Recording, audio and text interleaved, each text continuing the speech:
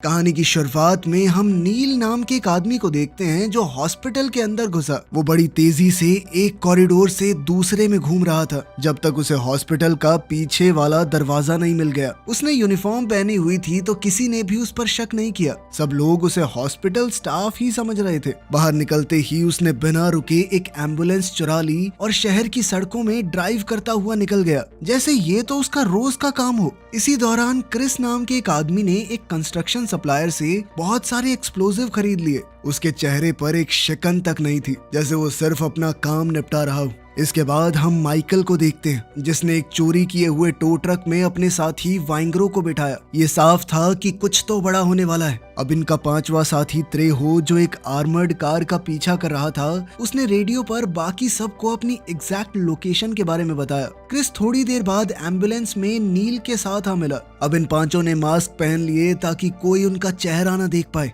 नील ने एम्बुलेंस को अचानक रोड के बीच में रोक दिया, जिससे पीछे आ रही आर्मर्ड कार को भी रुकना पड़ा। अगले ही सेकंड टो ट्रक ने जोर से आकर आर्मर्ड कार में टक्कर मारी, जिससे गाड़ी घूम गई और ड्राइवर ने कंट्रोल खो दिया। अब आर्मर्ड कार घूमकर एक डीलरशिप के पार्किंग लॉट में घुस गई थी और वो वहां खड़ी हुई कई गाड़ियों से टकरा गई। एक गार्ड ने तुरंत रेडियो उठाकर मदद मांगने की कोशिश की, लेकिन उससे पहले ही टीम ने एक्सप्लोजिव सेट कर दिए। पिछला दरवाजा धमाके के साथ उड़ गया। आसपास खड़ी सभी गाड़ियों के शीशे तक टूट गए। इस अचानक हुए हमले से तीनों गार्ड सुन्न पड़ चुके थे और जल्दी से चोरों ने उन्हें बाहर निकलने पर मजबूर किया। क्रिस जल्दी से गया और गाड़ी के अंदर एक के बाद एक एनवेलोप चेक करने लगा। वो लोग जानते थे कि किसी भी वक्त पुलिस आ सकती है। आखिरकार क्रिस को वो एनवेलोप मिल गया जिसके लिए पूरा खेल रचा गया था। त्रेहो ने पुलिस के आने से पहले ही सड़क पर स्पाइक्स बिछा दी। वाइंग्रो गार्ड्स के हिलने डुलने से चिढ़ गया, क्योंकि उसे लगा कि वो जानबूझकर उसकी बात नहीं मान रहे। उसे यह एहसास ही नहीं हुआ कि धमाके की वजह से शायद वो लोग अभी सुन नहीं पा रहे होंगे। गुस्से में आकर वाइंग्रो ने एक गार्ड को गोली मार दी। दूसरा गार्ड जैसे ही अपनी बंदूक की तरफ बढ़ा तो वाइंग्रो ने उसे भी मार डाला। फिर उसने तीसरे गार्ड पर बंदूक तानी और जैसे ही उसके साथी ने कहा, उसने उसे भी मार दिया। अब क्रिस को एनवेलोप तो मिल ही गया था, तो बिना एक भी सेकंड बर्बाद किए वो लोग एम्बुलेंस की तरफ भागे। त्रेहो ड्राइविंग सीट पर बैठा और एम्बुलेंस तेज रफ्तार से आगे बढ़ी। पीछे सब लोगों ने अपने कपड़े बदले, मास्क और गियर हटाकर एकदम नॉर्मल लोगों जैसे दिखने लगे। कुछ ही पलों में पुलिस के सायरन सुनाई देने लगे। पुलिस की शुरुआती गाड़ियां स्पाइक स्ट्रिप को देख नहीं पाई और 3-4 गाड़ियां क्रैश हो गई, जिस वजह से पूरी सड़क ही ब्लॉक हो गई। अब पुलिस वाले पैदल ही चोरों को आसपास ढूंढने लगे। तब तक चोरों की इस टीम ने थोड़ी दूर जाकर एम्बुलेंस को छोड़ दिया था। एम्बुलेंस के अंदर भी उन्होंने बम लगा दिया था ताकि धमाके में उनके सारे हथियार और सबूत गायब हो जाएं। शाम को नील अपने मनी लॉन्ड्रिंग एक्सपर्ट नेट से मिला। एनवेलोप खोलने पर उन्हें कंपनी के करोड़ों रुपए के बॉन्ड मिले। ये कंपनी एक करप्ट बिजनेसमैन की है। नील ने सोच लिया था कि इन बॉन्ड्स के बदले में उस बिजनेसमैन से बहुत पैसा वसूलेगा। अब नेट ने कहा कि एक और काम है। केल्सो नाम का एक आदमी है, $10 मिलियन देने को तैयार है वो। ये सुनते ही नील ने कहा कि जल्दी से मीटिंग कराओ फिर उसके साथ। दूसरी तरफ डिटेक्टिव विंसेंट क्राइम सीन पर पहुंचा और उसने अपनी टीम के साथ सुराग ढूंढने शुरू कर दिए। चेक करने पर पता चला कि इस्तेमाल की गई सारी गाड़ियां चोरी की थी। एक आदमी जो उस समय वहां मौजूद था, उसने बताया कि मैंने चोरों के मुंह से स्लिक नाम सुना था, लेकिन किसी का मुंह नहीं देखा। सीन पर बिखरे मलबे को देखकर विंसेंट ने पूरा हिसाब लगाया कि क्या क्या हुआ होगा। उसका कहना था कि ये ऐरे गहरे चोर नहीं है, बहुत चालाक हैं। खैर, इसके बाद हम सभी चोरों को एक साथ खाना खाते हुए देखते हैं। वाइंग्रो बाकी सबको समझाने की कोशिश कर रहा था कि गार्ड्स को मारना जरूरी था, लेकिन इस बात पर नील का गुस्सा फूट पड़ा। उसने वाइंग्रो के सर को जोर से टेबल पर दे मारा। नील का कहना था कि अगर तू पुलिस वालों को ना मारता तो ज्यादा इंटरेस्ट ना लेते वो। अब उनके अपने लोग मरे हैं, घुस घुस के इन्वेस्टिगेट करेंगे। नील को अभी भी बहुत गुस्सा आ रहा था। उसने बाहर जाकर वाइंग्रो को और मारा, यहाँ तक कि उसने बंदूक भी निकाल ली उसे मारने के लिए। पर तभी एक पुलिस की गाड़ी वहाँ से गुजरी और नील को रुकना पड़ा। पुलिस की गाड़ी जाने के बाद जब टीम ने मुड़कर देखा तो वाइंग्रो वहाँ से गायब हो चुका था। अगले दिन विंसेंट और उसका पार्टनर एक गैराज में पहुंचे। इस दुकान का मालिक उनका खबरी था। उनके बीच काफी देर तक बहस चली। जेल की धमकी मिलते ही खबरी ने बता दिया कि आज मेरा एक भाई रात को कोरिया टाउन में नील से मिलेगा। वहीं इस वक्त नील केल्सो से मिला, जिसने बताया कि वो एक बैंक को लूटना चाहता है। उसे खबर मिली है कि कुछ दिनों बाद उनकी तिजोरी में 10 मिलियन कैश पड़ा होगा, यानी लगभग 90 करोड़ रुपए। नील को पहले तो ये आइडिया थोड़ा रिस्की लगा, लेकिन फिर केल्सो ने बताया कि भाई देख, मैं हैकर हूँ, अलार्म को 15 मिनट तक बंद कर सकता हूँ, इतने में तो तू और तेरे लोग वहाँ से निकल जाएंगे। ये सुनकर नील काम करने के लिए मान गया।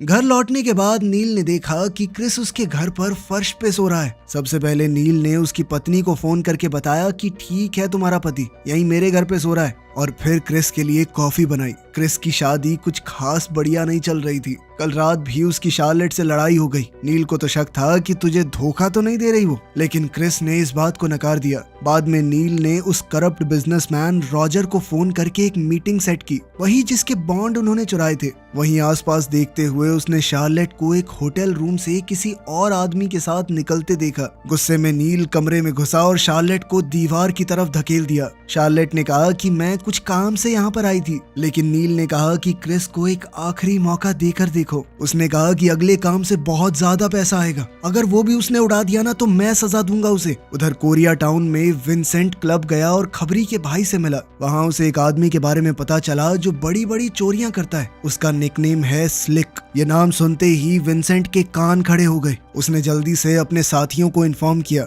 अब एक खाली ड्राइव इन थिएटर में नील रॉजर के ड्रॉप मैन से मिला और गाड़ियों में बैठे बैठे बात शुरू हुई। तब एक आदमी चुपके से पास आया और नील पर गोली चलाने की कोशिश की, लेकिन छुपे हुए क्रिस ने पहले ही बता दिया और नील ने गाड़ी रिवर्स में डालकर आदमी की टांग कुचल दी। इधर नील गाड़ी आगे बढ़ाता रहा, उधर क्रिस ने पीछे से फायरिंग शुरू कर दी। ड्रॉप मैन ने भी तुरंत रफ्तार बढ़ाई और अपने साथी को वहीं छोड़कर निकल गया। पीछे रह गए कातिल ने नील की गाड़ी पर गोली चलाने की कोशिश की, लेकिन तभी नील और क्रिस दोनों ने एक साथ फायरिंग शुरू कर दी। गोलियों की बारिश के बीच नील ने सीधा गाड़ी उस आदमी पर चढ़ाकर उसे कुचल दिया। थिएटर से निकलता हुआ ड्राइवर लगभग बच ही गया था, लेकिन माइकल ने सही वक्त पर निशाना लगाया और उसे गिरा दिया। सब कुछ शांत होने के बाद नील ने पेमेंट का एनवेलोप खोला तो उसके चेहरे का रंग बदल गया। अंदर पैसों की जगह सिर्फ बेकार कागज भरे हुए थे। गुस्से और नफरत से भरे हुए नील ने तुरंत रॉजर को कॉल किया, डील कैंसिल की और कसम खाई कि तुझे तो जिंदा नहीं छोड़ूंगा। उस रात नील और उसके दोस्त अपनी पत्नियों और बच्चों के साथ डिनर करने बैठे, बिना ये जाने कि पुलिस उन पर नजर रखे हुए थी। पुलिस क्रिस और माइकल को पिछले केसेस से पहचान रही थी, लेकिन नील अभी भी उनके लिए एक अनजान चेहरा था। इसी बीच वाइंग्रो एक मोटेल रूम में एक औरत के साथ था। काम खत्म होने के बाद उसने अपनी असली पहचान बताई। वो एक ऐसा सीरियल किलर था जो रात को काम करने वाली औरतों को अपना निशाना बनाता था। पल भर में ही उसने उस औरत को मार दिया। थोड़ी ही देर बाद पुलिस क्राइम सीन पर पहुंच गई। विंसेंट को विक्टिम की मां को लाश के पास आने से रोकना पड़ा। मां का दर्द देखकर विंसेंट ने उसे संभालने की पूरी कोशिश की, लेकिन उस बेचारी ने अभी अभी अपनी बेटी को खोया था, वो कैसे रुकती। खैर कुछ रातों बाद विंसेंट और उसकी टीम एक वैन में छुपकर एक खदान के पास इंतजार कर रही थी। माइकल वहीं एक पोल पर चढ़कर अलार्म सिस्टम डीएक्टिवेट कर रहा था। नील बाहर खड़ा होकर देख रहा था कि कोई आ तो नहीं रहा, जबकि क्रिस ताला तोड़कर अंदर घुसा और तिजोरी तक पहुंच गया। वो कुछ खास औजारों का इस्तेमाल करके तिजोरी को तोड़ने की कोशिश करने लगा, पर तभी एक पुलिस वाला बैठा और उसकी बंदूक से आवाज हो गई। नील ने तुरंत ये आवाज पहचान ली और बिना वक्त गवाए अंदर घुसकर कहा कि हम लोग जल्द से जल्द निकल रहे हैं। अब तीनों बिना कुछ चोरी किए वहां से निकल गए। विंसेंट ने अपने आदमियों को अरेस्ट करने से रोका, क्योंकि सिर्फ ताला तोड़कर अंदर घुसने के जुर्म में उन्हें कुछ महीनों की सजा होती और फिर वो छूट जाते। विंसेंट चाहता था कि इन लोगों को किसी बड़े जुर्म में अंदर करूं। अगले दिन विंसेंट और उसकी टीम ने शार्लीन के लवर को पकड़कर पूछताछ शुरू की। उधर नील ने टीम को बताया कि पुलिस वालों ने शायद हमारे फोन्स को टैप कर रखा है और थोड़े समय के लिए अंडरग्राउंड होना ही सही रहेगा। लेकिन क्रिस के ऊपर पैसों का प्रेशर था और उसने नील को जैसे तैसे केल्सो वाला काम करने के लिए मना लिया। अब टीम एक जगह पर प्लान बनाने पहुंची और पुलिस वाले दूर से ही उन पर नजर रखे हुए थे। जब पूरी गैंग वहां से चली गई तो पुलिस ने समझने की कोशिश की कि ये क्या प्लान बना रहे हैं। वहां पर चोरी लायक कुछ भी नहीं था। तब विंसेंट को समझ आया कि ये तो सिर्फ एक जाल था ताकि उन्हें हमारे होने का पता चल जाए। क्रेन के ऊपर से नील ने पूरी पुलिस टीम की तस्वीरें खींच ली। उस रात नील नेट से मिला, जिसने उसे सभी पुलिस वालों की इंफॉर्मेशन और उनका काम करने का तरीका बताया। नेट ने केल्सो से भी बैंक हाइस्ट के बारे में बात की। ये सब समझने के बाद नील ने हिसाब लगाया कि रिस्क लेने लायक है ये काम। इस वक्त विंसेंट सर्वेलेंस हेलीकॉप्टर में बैठकर नील का पीछा कर रहा था। काफी देर बाद उसे नील दिखा और वो चॉपर छोड़कर गाड़ी में आ गया।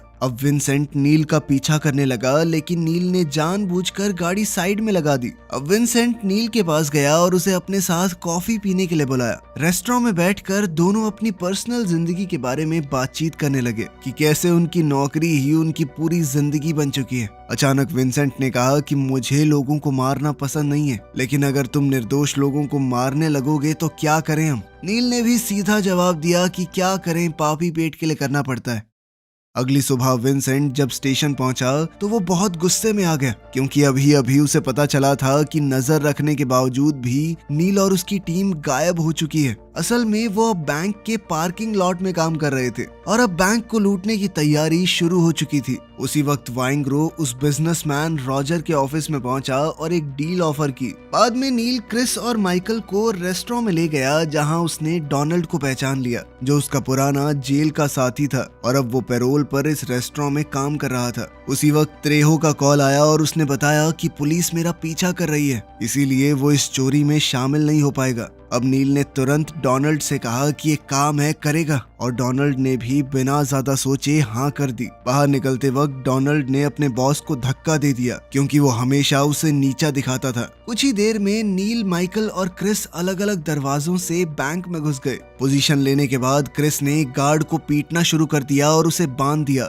जबकि बाकी लोगों को बंदूक दिखाकर नीचे बिठाया गया। उन्होंने गार्ड से उनके हथियार छीन लिए। नील ने सभी बंदी बनाए हुए लोगों को तसल्ली दी कि तुम सबका पैसा गवर्नमेंट ने इंश्योर कर रखा है, अगर हम बैंक लूट भी लेंगे तो तुम्हारे ऊपर इसका कोई असर नहीं है, तुम्हारे खाते में पैसे रहेंगे, तो कोई भी चालाकी मत करना। फिर नील ने एक मैनेजर को मारा और उसकी चाबी छीनकर सेफ खोला। वो जल्दी से अपने बैग को कैश से भरने लगे। उधर पुलिस स्टेशन में डिटेक्टिव्स को अपने एक खबरी से बैंक हाइस्ट की खबर मिली और विंसेंट तुरंत निकल पड़ा। बैंक के बाहर माइकल पहले निकला और डोनाल्ड के साथ गाड़ी में बैठ गया, लेकिन फिर क्रिस और नील जैसे ही बाहर आए पुलिस उन्हें देख चुकी थी। नील गाड़ी में बैठा, लेकिन क्रिस ने पुलिस वालों को देखकर सामने फायरिंग शुरू कर दी। आम लोग भागकर इधर उधर छुपने लगे और पुलिस वाले भी अब चोरों के ऊपर गोलियां बरसाने लगे। माइकल ने भी खिड़की से गोलियां चलानी शुरू कर दी। एक गोली पुलिस वाले के गले में लगी और बुलेट प्रूफ जैकेट के बावजूद भी वो उसी समय मर गया।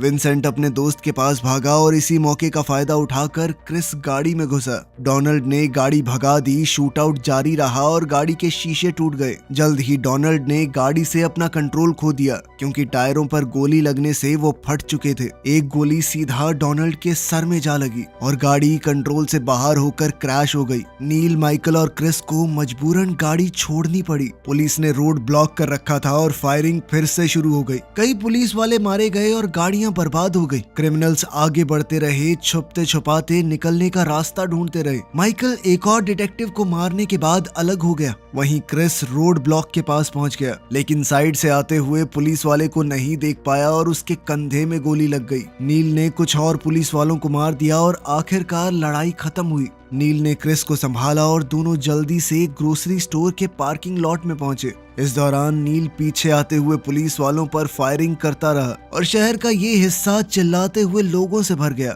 विंसेंट पूरी कोशिश कर रहा था कि घबराए हुए आम लोगों को फायरिंग एरिया से दूर ले जा सके, ताकि कोई भी आम इंसान जख्मी ना हो। विंसेंट उन्हें हाथ से इशारा करके फायरिंग लाइन से दूर भेज रहा था। पुलिस इस पूरी अफरा तफरी को संभालने में उलझी हुई थी और इसी मौके का फायदा उठाकर नील ने किसी तरह क्रिस को एक गाड़ी में बैठाया। क्रिस दर्द से करहा रहा था, लेकिन अभी भी होश में था। नील ने गाड़ी भगाई और दोनों वहां से निकल गए। इस वक्त दो डिटेक्टिव्स माइकल का पीछा कर रहे थे। माइकल भागता हुआ एक रेस्टोरेंट में घुस गया, जहां लोग शांति से खाना खा रहे थे। अचानक उसकी एंट्री से पूरा माहौल बदल गया। लोग कुर्सियां गिराते हुए भागने लगे, हर तरफ भगदड़ मच गई। माइकल भी अब रेस्टोरेंट से निकलकर एक फाउंटेन क्रॉस करने लगा। इसी भगदड़ में एक छोटा बच्चा अपनी माँ से अलग हो गया। माइकल ने तुरंत उसे पकड़ लिया और अपनी तरफ खींचते हुए शील्ड की तरह इस्तेमाल करने लगा। उसी पल विंसेंट पीछे से आ चुका था। उसने सांस रोककर सही मौके का इंतजार किया और जैसे ही बच्चा थोड़ा साइड हुआ, विंसेंट ने निशाना लगाकर सीधा माइकल के सर के बीच में गोली मारी और माइकल को वहीं ढेर कर दिया। विंसेंट ने तुरंत बच्चे को उठाया और उसकी माँ को सौंप दिया।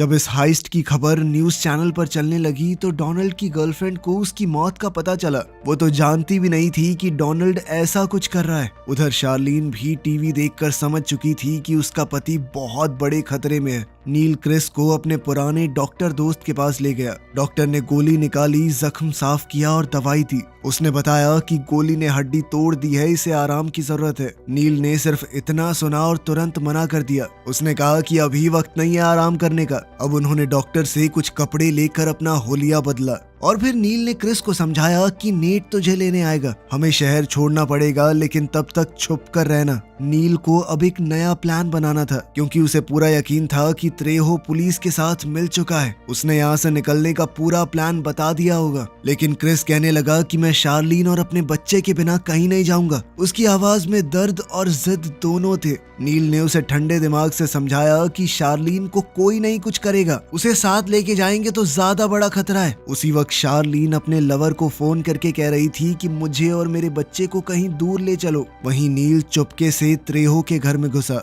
उसके हाथ में बंदूक थी और आंखों में सिर्फ शक। बेडरूम में जाते ही उसने त्रेहो की पत्नी को मरा हुआ पाया। आगे बढ़ते हुए उसे त्रेहो जमीन पर लहूलुहान मिला। अब पूरा सच सामने आ गया। वाइंग्रो और रॉजर ने त्रेहो को मजबूर किया था कि वो पुलिस को इन्फॉर्मेशन दे, उसकी पत्नी उसके परिवार को नुकसान पहुंचाने की धमकी देकर। जब नील ने उसे बताया कि उन्होंने तेरी पत्नी को वैसे भी मार दिया, ये सुनकर त्रेहो पूरी तरह टूट गया और नील की तरफ इशारा किया। नील समझ गया कि उसका दोस्त क्या चाहता है और उसे भी गोली मार दी। अब बाहर निकलते ही नील ने नेट को कॉल किया। उसने कहा कि क्रिस को उठाकर निकल जल्दी से, और साथ ही रॉजर का एड्रेस मांगा। उधर विंसेंट और उसकी टीम एक अपार्टमेंट का दरवाजा तोड़कर अंदर घुसी। विंसेंट ने गुस्से में अंदर मौजूद आदमी को बालकनी का शीशा तोड़ते हुए बाहर फेंक दिया। डर के मारे वो आदमी मान गया कि हाँ, मैंने ही स्टेशन में हाइस्ट की टिप दी थी। ये सारी जानकारी मुझे वाइंग्रो नाम के आदमी ने दी थी। उधर नील रॉजर के घर के पीछे के हिस्से से अंदर घुसा और उसे अंदर रॉजर टीवी देखते हुए मिला। उसने बिना कुछ सोचे सीधा खिड़की पर कुर्सी दे मारी और अपनी बंदूक सीधा रॉजर पर तान दी। वाइंग्रो के बारे में पूछने पर रॉजर ने अनजान बनने की कोशिश की। इतना सुनते ही नील के गुस्से की हद पार हो गई। उसने धड़ाधड़ गोलियां चलाते हुए उसे वहीं खत्म कर दिया। उधर शार्लीन के लवर ने पुलिस के साथ डील कर ली थी, इसीलिए शार्लीन और बच्चे को सेफ हाउस में शिफ्ट कर दिया गया। वहां पर कई गार्ड भी थे। एक डिटेक्टिव ने उसे क्रिस के खिलाफ गवाही देने के लिए राजी कर लिया। पहले तो शार्लीन ने मना किया, लेकिन जब उसे समझाया गया कि चुप रहने पर तुम भी उनकी साथी मानी जाओगी, जेल में चक्की पीसनी पड़ेगी, इस बच्चे का क्या होगा, तब मजबूरी में शार्लीन ने हाँ कह दिया। नील अपनी गर्लफ्रेंड के घर गया और उसे अपने साथ भागने को कहा, लेकिन उसे अब नील से डर लग रहा था। वो उससे दूर भाग रही थी। नील उसके पीछे गया, उसे पकड़कर गले लगाया और वादा किया कि सब कुछ ठीक हो जाएगा। सुबह नील ने उसे कुछ पैसे दिए और सेफ हाउस भेजने की बात की। इसके बाद नील नेट के पास गया और नकली पासपोर्ट, क्रेडिट कार्ड और प्लेन टिकट लिए। जब उसने क्रिस के बारे में पूछा तो पता चला कि वो अपनी पत्नी को ढूंढने निकल चुका है। ये सुनकर नील फिर से अपनी गर्लफ्रेंड के पास गया और आखिरकार उसे जैसे तैसे अपने साथ चलने के लिए मना ही लिया। वहीं शाम को क्रिस उस एड्रेस पर पहुंच गया जो शार्लीन ने फोन पर दिया था। बालकनी पर मिलते वक्त शार्लीन ने सिर्फ एक इशारे से उसे बता दिया कि एक जाल है। क्रिस ने तुरंत पलटकर पड़ोसियों से रास्ता पूछने का ड्रामा किया और वहां से निकल गया। थोड़ी आगे जाने पर पुलिस ने उसे रोका और आईडी मांगी, लेकिन क्रिस अपनी फेक आईडी दिखाकर बच गया। उधर विंसेंट थका हुआ घर पहुंचा और बाथटब में अपनी बेटी को बेहोश पाया। उसने उसे जल्दी से बाहर निकाला और हॉस्पिटल ले गया। उधर नील अपनी गर्लफ्रेंड के साथ ड्राइव कर रहा था जब उसे नेट का फोन आया। नेट ने उसे बता दिया कि वाइंग्रू कहाँ छुपा हुआ है। कुछ पल के लिए नील ने सोचा कि इसे मारूं या भाग जाऊं, और फिर अचानक से गाड़ी मोड़ दी। होटल पहुंचकर नील ने अपनी गर्लफ्रेंड से कहा कि गाड़ी के अंदर ही रहना, और फिर पीछे के दरवाजे से अंदर घुस गया। फिर उसने बड़ी चालाकी से वहां काम करने की एक्टिंग करते हुए वाइंग्रू के कमरे का नंबर निकाला। यूनिफॉर्म चुरा कर वो लॉबी से गुजरा और एलिवेटर से ऊपर चढ़ गया। अपनी मंजिल पर पहुंचकर उसने फायर अलार्म एक्टिवेट कर दिया। होटल में रुके हुए सब लोग डर गए। नील ने वाइंग्रू के कमरे के दरवाजे पर नॉक किया और फिर थोड़ा साइड होके खड़ा रहा ताकि वो अंदर से उसे देख ना सके। दरवाजा जैसे ही थोड़ा सा खुला, नील ने पूरी ताकत से लात मारी और जल्द ही वक्त ना बर्बाद करते हुए वाइंग्रू को मार दिया। वहां से निकलते हुए एक पुलिस वाले ने उस पर बंदूक तान दी, लेकिन नील ने बड़ी चालाकी से उसे पीट पीट कर बेहोश कर दिया। जल्द ही विंसेंट वहाँ पर हेलीकॉप्टर में पहुंचा। उसकी नजर गाड़ी में अकेली बैठी नील की गर्लफ्रेंड पर पड़ी। उसे लड़की पर थोड़ा शक हुआ तो वो उसकी तरफ जाने लगा। इतने में नील भी ये सब कुछ देख चुका था, इसीलिए वो जानबूझकर उसे अपनी गर्लफ्रेंड से दूर ले गया। विंसेंट भी तेजी से नील का पीछा करने लगा। जल्द ही वो दोनों एयरपोर्ट के रनवे के पास एक दूसरे पर गोलियां चलाने लगे। नील बड़ी चालाकी से छुपकर विंसेंट के पीछे आ गया था, पर तभी अचानक प्लेन की लाइट्स की वजह से नील की परछाई विंसेंट को दिख गई और उसने पलटकर नील को वहीं पर ढेर कर दिया। वीडियो पसंद आई तो लाइक कर देना, चैनल को सब्सक्राइब कर लेना। मिलते हैं अगली वीडियो में।